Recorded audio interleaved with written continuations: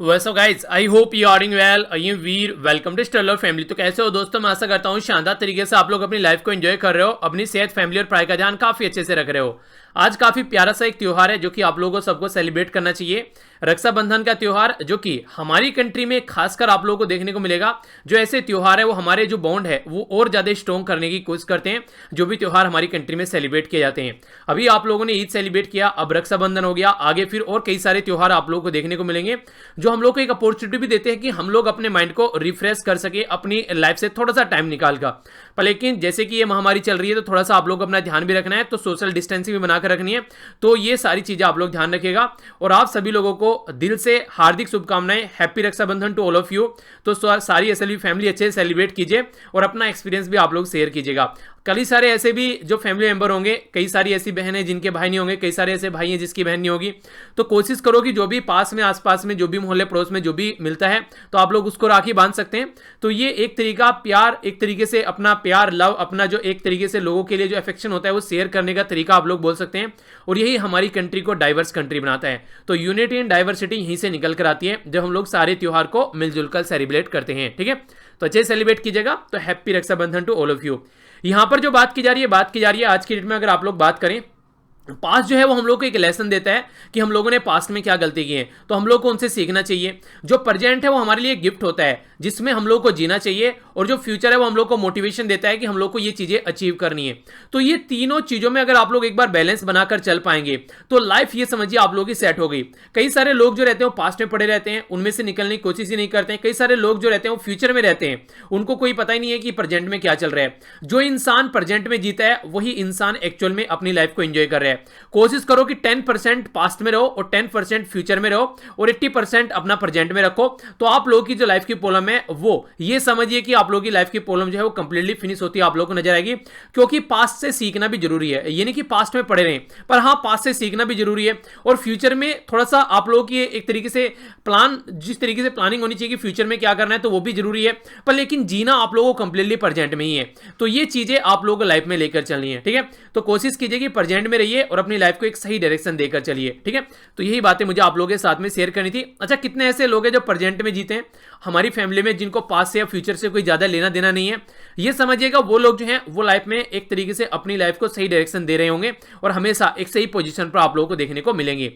Next यहां पर आप लोगों के सामने है, ये बात की जा रही है कोरोना वायरस के केसेस के बारे में। तो टोटल मिलाकर यहां पर ये आप लोगों के सामने 1,82,26,592 केस ऑल ओवर वर्ल्ड में आ चुके हैं।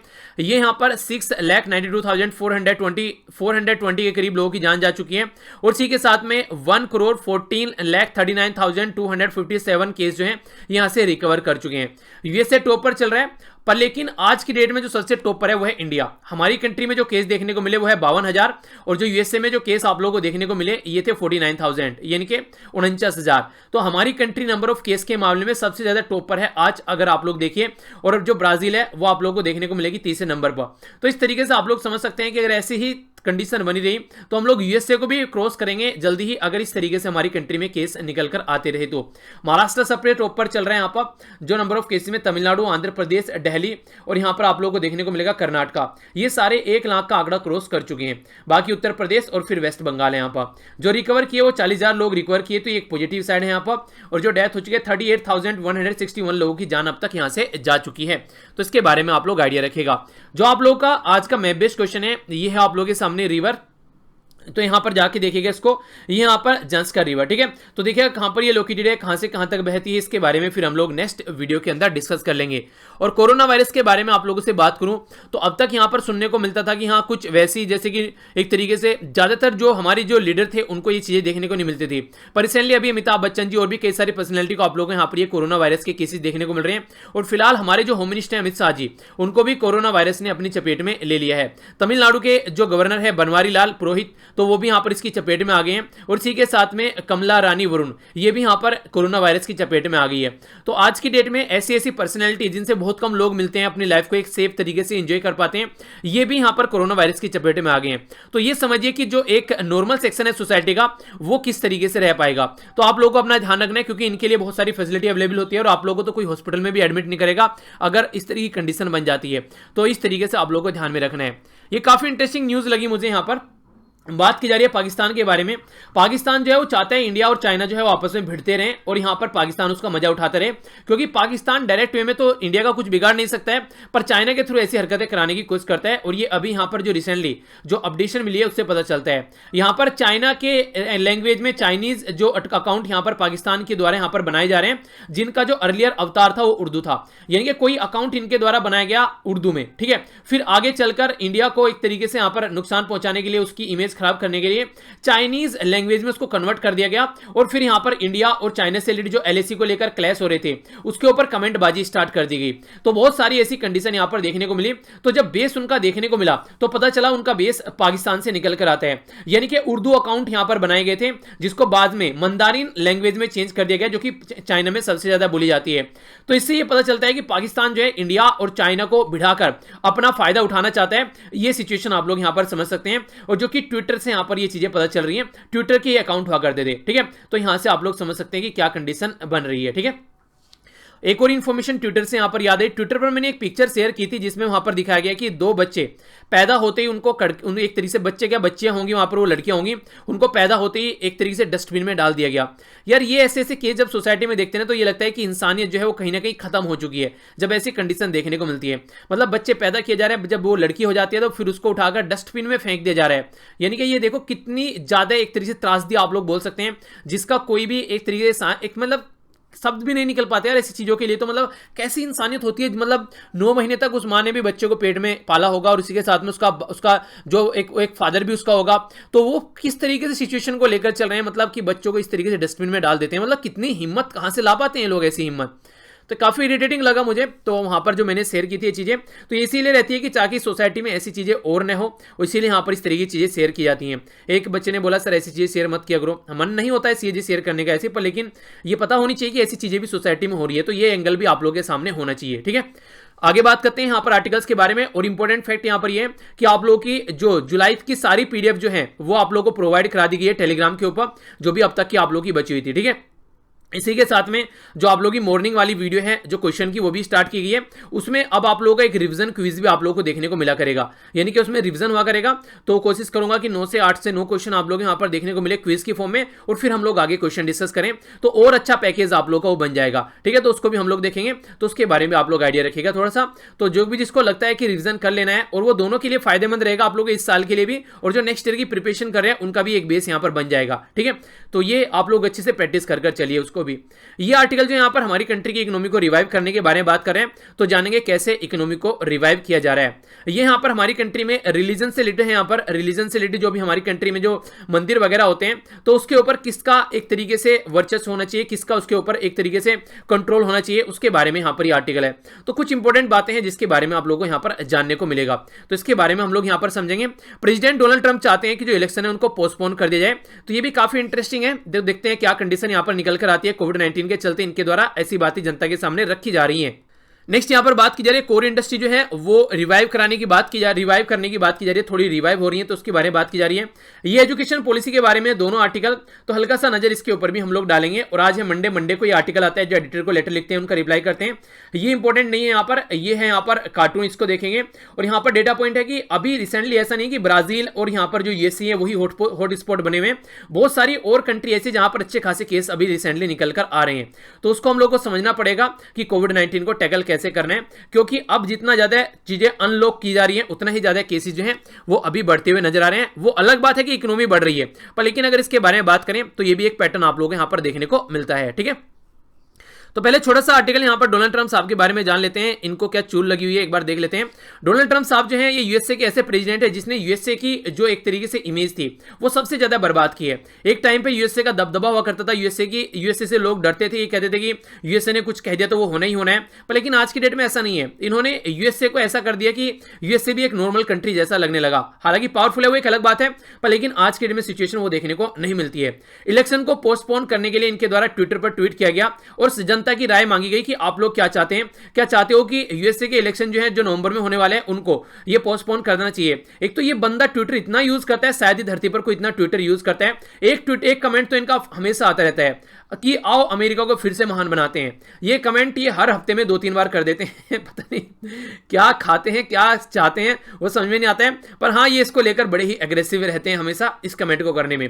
तो इनके द्वारा जो ये कमेंट किया गया यहाँ पर कि पोस्टपोन कर देते हैं इलेक्शन, इनके द्वारा बोला गया कि मेल के थ्रू वोटिंग की जाएगी और इसमें फ्रॉड होने के चांसेस हैं कि इसमें फ्रॉड हो सकते हैं। लार्ज स्केल पर सोशल डिस्टेंसिंग यहाँ पर बनाने के लिए मेल का यूज किया जाएगा, क्योंकि इतना जो यहाँ पर कोविड-19 के शिकार यूएसए बन चुके हैं, तो वर्ल्ड में सबसे ज्यादा केस यूएसए में देखने को मिल रहे हैं। तो इसीलिए इनके द्वारा यहाँ पर ये कोशिश की जा रही है कि जो मेल के थ्रू यहाँ पर वोटिंग की जाए।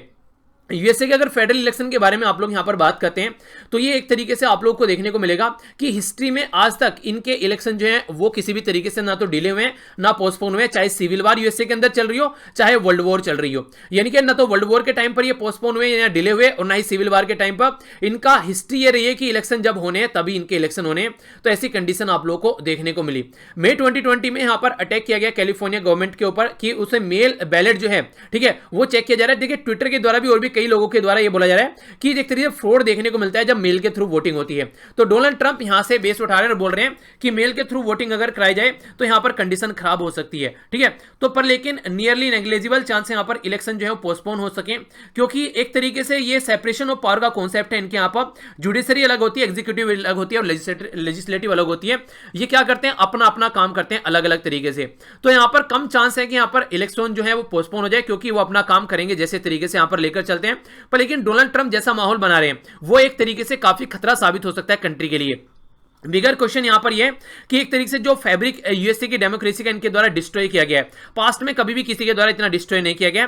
तीसरे प्रेसिडेंट यूएसए के बन गए जिनका इंपीचमेंट भी यहां पर करने की बात की गई हाउस ऑफ रिप्रेजेंटेटिव के द्वारा। सीरियस चार्ज इनके द्वारा उनके ऊपर लगाए गए कि नेशनल सिक्योरिटी को भी यहां पर एक तरीके से खतरे में डाल देते हैं फॉरेन गवर्नमेंट को इन्वॉल्व कर, यानी कि अपने फायदे के लिए ये इंसान किसी भी हद तक गिर सकता है। ऐसा यहां पर राइटर बोलने की कोशिश कर रहे हैं, शब्द वो यूज नहीं कर पा रहे हैं, वो मैं आप लोगों को बता देता हूं, ठीक है। यानी कि ये इंसान जो है अपने फायदे के लिए कुछ भी कर सकता है। रेसिज्म, जातिवाद, सेक्सिज्म यानी कि एक तरीके से लिंगवाद के बारे में, जिनोफोबिया यानी कि जो बाहर के लोग होते हैं उनसे यानी कि स्ट्रेंजर से जो फोबिया होता है, अपने देश के बारे में नेटिविज्म के बारे में बात करते हैं, इकोनॉमिक और जो जियोपॉलिटिकल आइसोलेशन के बारे में बात करते हैं। इनके अमेरिका को बस अमेरिका में हम लोग को रखना है, बाकी सब चीजें साइड में रखो। तो इस तरीके की पॉलिसीज भी इसके द्वारा लाई जाती है। अगर आप लोग इसका हरकतें देखोगे 2017 तक, अब तक मिलाकर 2017 से, तो यूएसए को ऐसी जगह पहुंचा दिया है कि यूएसए को वहां से निकलने में अभी टाइम लग जाएगा, अरसा लग जाएगा, जब तक वो फिर से पैटर्न में आएगा। तो ऐसा आप लोग यहां पर समझ सकते हैं, ठीक है। तो इसके बारे में था यहां पर ये आर्टिकल। अच्छे दोस्त हैं हमारी कंट्री के, तो देखते हैं क्या करते हैं आगे चलकर, क्या गोली खिलाते हैं। तो इसके बारे में आप लोग आइडिया रखिए, आगे बढ़ता हूं। नेक्स्ट यहां पर कोर सेक्टर के बारे में बात की जा रही है। कोर सेक्टर काफी ज्यादा कॉन्ट्रैक्ट हो रहे थे, पर लेकिन अब वो कॉन्ट्रैक्शन जो है वो स्लो हो गया है। यहां पर बात की जा रही है न्यू सीरीज के बारे में। बेस ईयर जो है 2011-12 है और जो वेट है उसका वो बात की जा रही है 8 कोर सेक्टर के बारे में। कोयला, crude oil, natural gas, refinery product, fertiliser, steel, cement और इलेक्ट्रिसिटी। तो ये सारे जो 8 टोटल एरिया हैं, ये हमारी कंट्री में, आप हमारी कंट्री में क्या ऑल ओवर वर्ल्ड में ये आप लोग को बेस देखने को मिलेगा। कोर इंडस्ट्री है, इनमें सबसे ज्यादा जो एक तरीके से वेटेज है वो है रिफाइनरी प्रोडक्ट का, दूसरे नंबर पर यहां पर इलेक्ट्रिसिटी और तीसरे नंबर पर स्टील। तो ये याद रखिएगा, ये भी क्वेश्चन यूपीएससी के द्वारा पास्ट में पूछा जा चुका है। तो अभी रिसेंटली क्या हुआ, अभी रिसेंटली ये देखने को मिला कि यहां पर जो ये कॉन्ट्रैक्ट हो रहे थे अब फिर से ये एक्सपेंड होना स्टार्ट हो गए। यानी कि एक तरीके से लॉकडाउन की वजह से जो इकोनॉमी यहां पर एक कॉन्ट्रैक्ट हो रही थी वो रिकवर हो रही है, जैसे अनलॉक किया जा रहा है यहां पर चीजों को। तो कोर सेक्टर जो फिर से टेंटेटिव तरीके से यहां पर साइन दिखा रहे हैं कि वो फिर से यहां पर एक तरीके से ऊपर को उठना स्टार्ट हो गए। सेक्टर वाइज ग्रेजुअली चीजें बढ़ती नजर आ रही है, जैसे कि ओनली कोयल जो है वो काफी लार्ज स्केल से यहां पर सिकुड़ चुका था। लार्ज जो एनर्जी की रिक्वायरमेंट थी काफी कम हो चुकी थी। रिफाइनरी प्रोडक्ट के बारे में बात करें तो वो भी काफी इस तरीके से चीजें चल रही थी। अब इंट्रा स्टेट जो मूवमेंट है लोगों का बढ़ना स्टार्ट हो गया, तो लोगों को तेल चाहिएगा, डीजल चाहिएगा, पेट्रोल चाहिएगा, तो उससे चीजें बढ़ना स्टार्ट हो गई।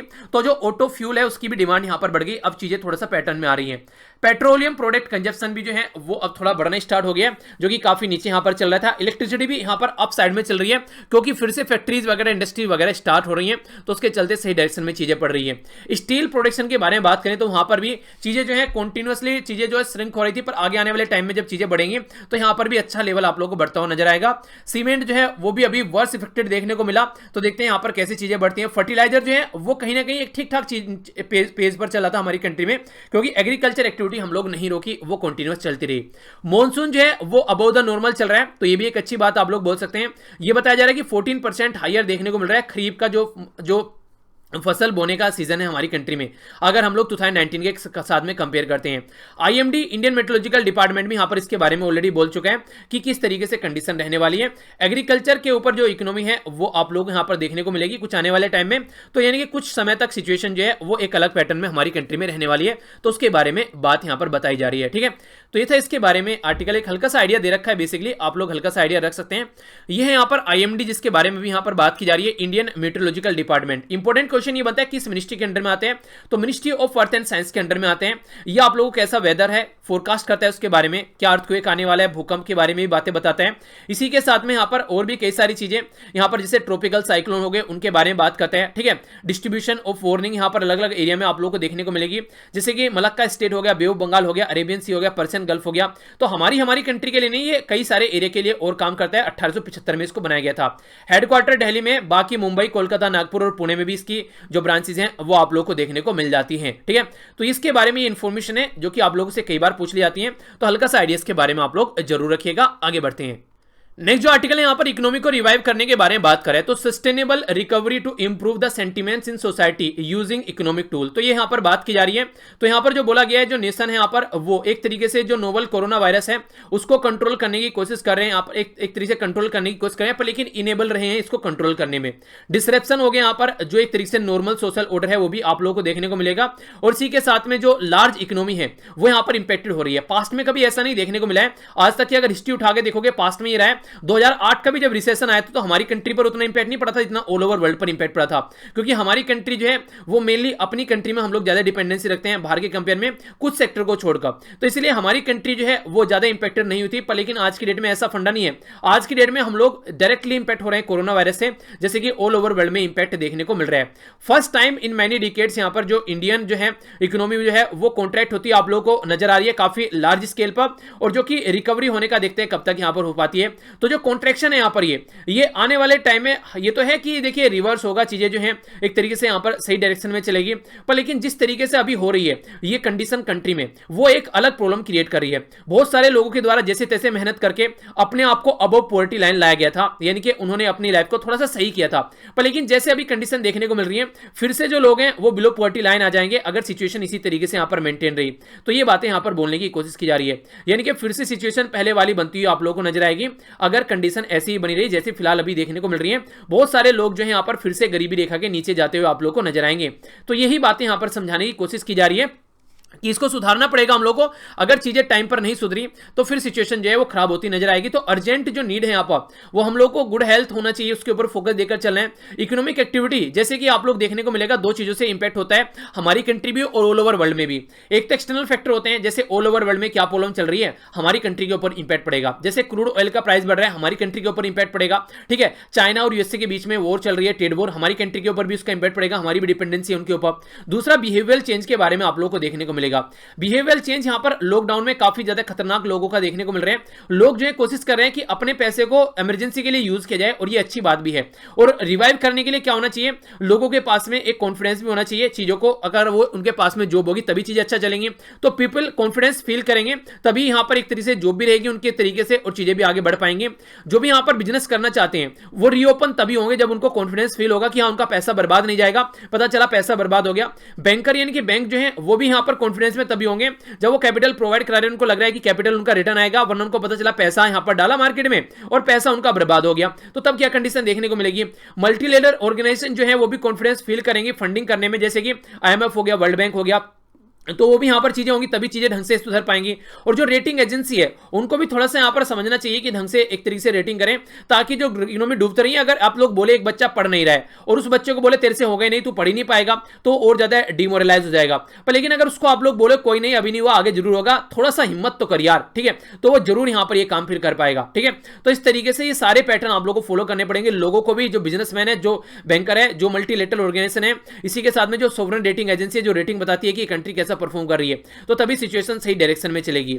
MGNREGA, जिसको Mahatma Gandhi national rural employment guarantee act आप लोग बोलते हैं, ये प्रोवाइड करता है यहाँ पर एक तरीके से सपोर्ट, अगर आप लोग देखेंगे, पर लेकिन अभी फिलहाल ज्यादा देखने को नहीं चीजें मिल रही, यहाँ पर एक अलग ही पैटर्न फिलहाल यहाँ पर नजर आ रहा है। ठीक है, यानी कि कहने का मतलब ये जितना यहाँ पर होना चाहिए उतना अभी यहाँ पर सपोर्ट देखने को नहीं मिल रही है। नॉन एग्रीकल्चर वर्कर्स के बारे में अगर आप लोग बात करें तो उनके ऊपर भी फोकस देना चाहिए, वो स्ट्रगल कर रहे हैं आज के डेट में, ताकि उनकी जो डे बाय डे की रिक्वायरमेंट है वो पूरी हो सके, क्योंकि एग्रीकल्चर वर्कर तो फिर भी सही है, पर लेकिन नॉन एग्रीकल्चर सारी एक्टिविटी फिलहाल बंद पड़ी हुई थी, आप बोल सकते हैं ठप पड़ी हुई थी, तो लोगों के हाथ में मनी नहीं है, तो इमीडिएट सेंस ऑफ सिक्योरिटी जो होनी चाहिए उनको होनी चाहिए, तभी आप लोग इकोनॉमी को रिस्टोर कर पाएंगे।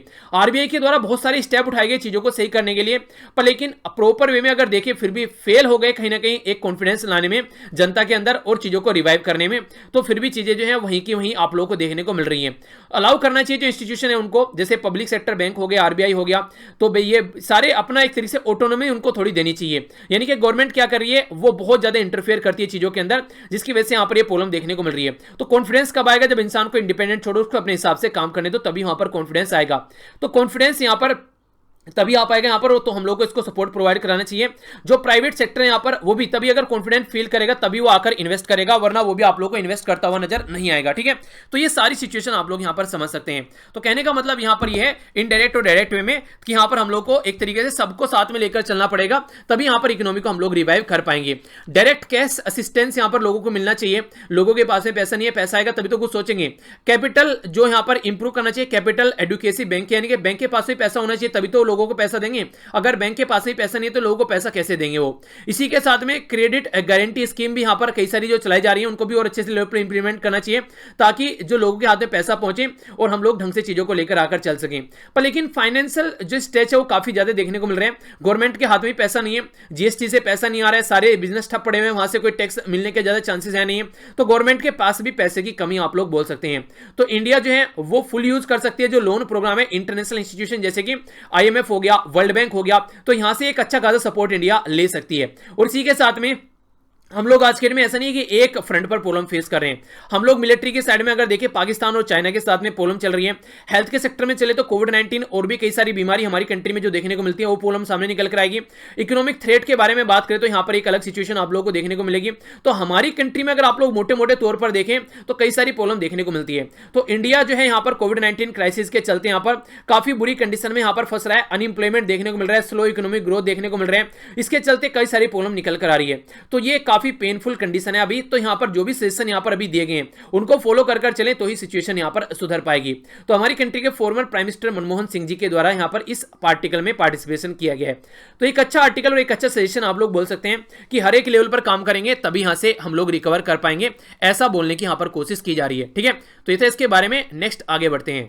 नेक्स्ट जो आर्टिकल है यहाँ पर इसके बारे में थोड़ा सा पहले आप लोगों को इन्फॉर्मेशन समझनी पड़ेगी। हमारी कंट्री में फंडामेंटल राइट हैं जिनको यूएसए में बिल ऑफ राइट्स के नाम से जानते हैं। ठीक है, फ्रांस में यहाँ पर declaration of the right of man के नाम से इनको जाना जाता है। हमारी कंट्री में इनको बोला जाता है फंडामेंटल राइट, इंग्लैंड में इनको बिल ऑफ राइट्स और यूएसए में इनको बिल ऑफ राइट्स के नाम से जानते हैं। तो फंडामेंटल राइट जो है हमारी कंट्री में ये पार्ट 3 में हमारे संविधान में रखे गए हैं, जिसमें आर्टिकल 12 से लेकर आर्टिकल 35 तक आप लोगों को चीजें देखने को मिलेंगी। तो ये टोटल मिलाकर 12 से 35 तक जो आर्टिकल है फंडामेंटल राइट, इनको अलग अलग कैटेगरी में डिवाइड किया गया। तो टोटल 6 पार्ट आप लोगों को यहाँ पर देखने को मिलेंगे। तो ये जो 6 पार्ट है यहाँ पर, इसमें आप लोगों को सबसे पहले यहाँ पर देखने को मिलेगा राइट टू इक्वलिटी। तो राइट टू इक्वलिटी के बारे में बात की जाती है आर्टिकल 14 से लेकर आर्टिकल 18 तक। राइट टू फ्रीडम के बारे में बात की जाती है आर्टिकल 19 से लेकर आर्टिकल 22 तक। राइट टू एक्सप्लॉयटेशन जो अगेंस्ट एक्सप्लॉयटेशन के बारे में बात करते हैं आर्टिकल 23 और आर्टिकल 24। आप लोगों को मैंने बताया था 24 आर्टिकल में क्या आता है, चाइल्ड लेबर को रोकने की बात की जाती है। ठीक है, और यहां पर बाउंडेड लेबर, फोर्स लेबर को रोकने की बात की जाती है आर्टिकल 23 में। Right to freedom of religion के बारे में बात करते हैं तो आर्टिकल 25 से लेके यहां पर आर्टिकल 28 तक आप लोगों को देखने को मिलती है जब फ्रीडम ऑफ रिलीजन के बारे में बात करते हैं। तो इस वाले आर्टिकल के बारे में यहां पर बात करेंगे इस पर्टिकुलर डिस्कशन में।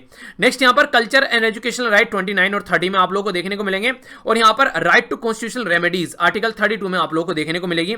तो ये बेसिक फंडा है जिसके बारे में हम लोग यहां पर बात करने वाले हैं। तो इसके बारे में आप लोग समझिए, हमारी कंट्री में अगर आप लोग बात करते हैं यहां पर रिलीजन के बारे में, तो रिलीजन का जो फंडामेंटल राइट माना जाता है, और हमारी कंट्री एक सेक्युलर कंट्री है। इसका मतलब यह कि हमारा जो सेक्युलरिज्म है वो ये बात करता है कि यहां पर जो बेसिकली हर एक पर्सन अपना खुद का रिलीजन फॉलो कर सकता है, तो उसमें इंटरफेयर नहीं होगा, पर लेकिन एक सपोर्ट प्रोवाइड जरूर करेगा एडमिनिस्ट्रेशन। जैसे कि अमरनाथ की यात्रा है, हज की यात्रा है, तो हमारी कंट्री में गवर्नमेंट सपोर्ट प्रोवाइड कराती है। पर लेकिन यहां पर ये आर्टिकल थोड़ा सा डिफरेंट है। यहां पर बात करता है टेंपल के बारे में। आप लोगों को शायद याद होगा, आप लोगों ने मूवी देखी होगी। यहां पर मूवी कौन सी थी? यहां पर OMG यानी कि ओ माय गॉड, ठीक है। तो ये प्रेस रावल साहब की ये मूवी थी यहां पर। तो काफी इंटरेस्टिंग तरीके से इन्होंने चीजों को समझाने की कोशिश की है।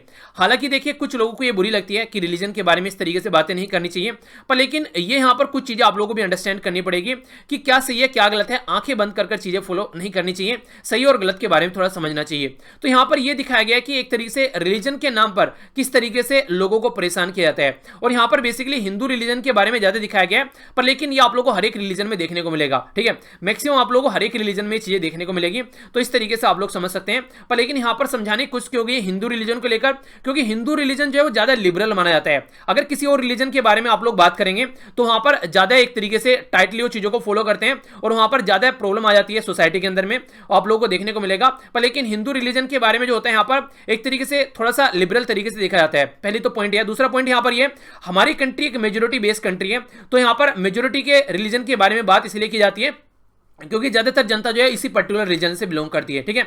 वरना आप लोगों ने देखा होगा जो पीके मूवी है उसमें भी कई सारी चीजें दिखाई गई हैं यहाँ पर, ठीक है। तो वहां पर भी चीजें दिखाने की कोशिश की गई है। तो उस तरीके से यहाँ पर ये दिखाया जाता है कि क्या क्या चीजें गलत हैं। सती प्रथा लंबे समय से चली हुई आ रही थी, पर लेकिन वो गलत थी तो उसको रोका गया। उसे ऐसे कंटिन्यू रखना कितना समझदारी है वो आप लोग समझ सकते हैं। तो अभी यहाँ पर बोला गया उत्तराखंड में एक लॉ था जिसके चलते यहाँ पर बोला जा रहा था कि जो मान लीजिए मंदिर है, ठीक है, उस मंदिर पे जो पुजारी है उनका एक तरीके से वहां वो नहीं है कि उनका अधिकार है, यहां पर कोई और आ ही नहीं पाएगा। तो यहां पर बेसिकली जो लॉ लाया गया था अभी यहां पर, तो उसको चैलेंज किया गया जो यहां पर MP और फॉर्मर मिनिस्टर सुब्रमण्यम स्वामी के द्वारा। तो उसके बारे में यहां पर यह आर्टिकल लिखा गया है। आर्टिकल में क्या क्या बातें की जा रही हैं देखिए। आजकल में हमारी कंट्री में जगन्नाथपुरी ले लीजिए या फिर वैष्णो देवी ले लीजिए, ठीक है, सारे टेम्पल्स के नाम दिए जा रहे हैं अलग अलग एरिया में जो हमारी कंट्री में देखने को मिलते हैं। तो यहां पर अगर हिस्ट्री में आप लोग जाओगे तो यह बोला जाता था कि जो मनु कोड है उसमें यह बोला जाता है जो प्रीस्ट यानी कि जो पुजारी मंदिर में रहता है उसका एब्सोल्यूट राइट नहीं है कि टेंपल मैनेजमेंट पर कि पूरा हक उसी का है। यहां पर राजा जो है वो एंशिएंट टाइम में वो इंपॉर्टेंट रोल प्ले करता था टेंपल मैनेजमेंट के अंदर भी। आप लोगों ने देखा होगा राजा कई बार यहां पर पैसा देता था टेंपल को कैसे मैनेज करना है, वो सारी चीजें आप लोगों को देखने को मिलती थी। तो राजा का एक इंपॉर्टेंट रोल हुआ करता था टेंपल मैनेजमेंट के अंदर भी, ठीक है। वो चीजें यहां पर समझाने की कोशिश की जा रही है। यानी कि ऐसा नहीं है कि यहां पर आप लोग देखिए पुजारी है सारे हक उसी के हाथ में हो गए। तो पास्ट में कई सारे ऐसे केसेस देखने को मिले हैं यहां पर रिसेंटली इवन बद्रीनाथ केदारनाथ के बारे में अगर आप लोग बात करते हैं तो यहां पर जो स्टेट मैनेजमेंट के द्वारा जो श्री बद्रीनाथ और केदारनाथ वाला जो एरिया है इसको आप लोग समझिए। यहां पर हमारी कंट्री में जब 4 धाम के बारे में हम लोग बात करते हैं तो यहां पर यमुनोत्री, गंगोत्री, केदारनाथ और बद्रीनाथ आप लोगों को देखने को मिलेंगे।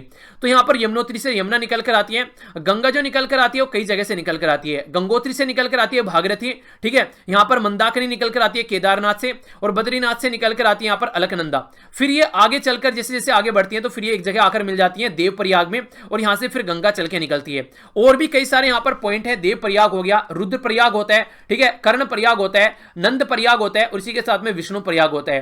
तो यहां पर इस तरीके से जो धौली गंगा आकर मिलती है अलकनंदा में, इसको आप लोग ये एक तरीके से विष्णु प्रयाग बोलते हैं। फिर जब आगे चीजें यहां पर ये नंदाकिनी जब आगे बढ़ती है अलकनंदा में मिलती है तो इसको नंद प्रयाग बोलते हैं। फिर यहां पर अलकनंदा और यहां पर पिंडार गंगा जाकर मिलती है, इसको कर्ण प्रयाग के नाम से आप लोग जानते हैं। फिर यहां पर मंदाकिनी और जो अलकनंदा आगर मिलती है तो यहां आप लोग इसको रुद्र प्रयाग बोलते हैं। फिर यहां पर ये भागीरथी और ये जो रिवर है यहाँ पर इधर से आगे सारी एक जगह इकट्ठी होकर मिलती हैं, इसको आप लोग देव प्रयाग बोलते हैं। और फिर यहाँ से गंगा जो रिवर आगे चलती है। तो ये सारे जो पॉइंट है इनके बारे में बात की जा रही है, तो काफी इंपॉर्टेंट रिलीजियस पॉइंट और 4 धाम के नाम से भी आप लोग इनको जानते हैं। तो इन रिलीजियस पॉइंट पर ये नहीं है कि पुजारी का हक रहेगा, यहाँ पर जो प्रॉपर्टी यहाँ पर एक तरीके से किसी पर्टिकुलर घर की नहीं है। आप लोग ऐसे समझिए, मान लीजिए कल को मैं आगे चल के कोई एक मंदिर बनवाता हूँ, ठीक है, और आगे चलकर उस मंदिर में दुनिया भर का चढ़ावा आएगा, दुनिया भर की चीजें वहां पर देखने को मिलेगी। मैं बोलने लगूँ कि बस मेरा अधिकार है इसके ऊपर, मैंने बनवाया ये मंदिर, तो उस चीज को यहाँ पर कोर्ट के सारे केस जो हैं वो यहां पर खारिज करते हैं, बोलते हैं कि एक पब्लिक प्रॉपर्टी हो जाती है फिर यहां पर ये, ठीक है। आप लोग इस तरीके से ये नहीं कर सकते कि आप लोग इसको बिजनेस या फिर इन्वेस्टमेंट नहीं बना सकते रिलीजन को, ऐसा बोला जा रहा है। जबकि इनडायरेक्ट वे में वो चल रहा है, पर लेकिन डायरेक्टली उसको एक्सेप्ट करना वो पॉसिबल नहीं है, क्योंकि अगर इस तरीके से चीजें एक्सेप्ट कर ली गई तो फिर प्रॉब्लम और ज्यादा सोसाइटी में देखने को मिलेगी आगे आने वाले टाइम में। तो सुप्रीम कोर्ट ने कई सारे केस पास्ट में ऐसे है। सुप्रीम कोर्ट का यहां पर ये Narhari Shastri and other versus ये श्री बद्रीनाथ टेंपल की जो कमेटी केस था 1952 में, यहां पर भी बोला गया कि पब्लिक टेंपल है, यहां पर ये किसी पर्टिकुलर फैमिली या फिर कोई डिनोमिनेशन से रिलेटेड यहां पर नहीं है कि यहां पर सॉरी आप लोग यहां पर इसको अपने कंट्रोल में ले सकते हैं। तो सेक्युलर एक्टिविटी यहां पर देखने को मिलती है, तो ऐसे आप लोगों को लेकर चलना है। तो मेजर जो आर्ग्यूमेंट है यहां पर हिंदुत्व से रिलेटेड यहां पर उसके बारे में बात की जा रही है कि यहां पर एक तरीके से जो आप लोगों को देखने को मिलेगा कि नॉर्मली इसके बारे में तो बात करते हैं, पर लेकिन मुस्लिम जो वक्फ है या फिर सिख गुरुद्वारा है उसके बारे में हम लोग बात नहीं करते हैं। तो यहां पर राइटर ये बोल रहे हैं कि अभी हमारी कंट्री में आज की डेट में आप लोगों को एक यूनिफॉर्म कोड देखने को नहीं मिल रहा है, ठीक है। यूनिफॉर्म कोड होगा तो सारी चीजें एक पैटर्न में आ जाएगी, पर लेकिन उसको इंप्लीमेंट करना भी थोड़ा सा टफ है, क्योंकि हर एक रिलीजन के अंदर अपने अपने जो चीजों को समझने और देखने के तरीके हैं वो कंप्लीटली डिफरेंट है। तो यहां पर फिर ये बातें निकल कर आती हैं। तो देखते हैं इस मैटर को आगे कैसे सुलझाया जाएगा, वो फ्यूचरिस्टिक मैटर है। यहां पर अगर अभी आप लोग देखो केस के द्वारा क्लैरिफाई किया गया कि जो राइट टू मैनेजमेंट जो गारंटी यहां पर फंडामेंटल राइट है आर्टिकल 26B के तहत यहां पर आता है कि जो भी प्रॉपर्टी यहां पर है बेसिकली जो एडमिनिस्ट्रेशन यहां पर की जाती है तो उसके बारे में बात की जा रही है। तो लॉ के हिसाब से एडमिनिस्ट्रेट किया जाएगा, किसी पर्टिकुलर पर्सन के अंडर में वो नहीं आएगा, ठीक है।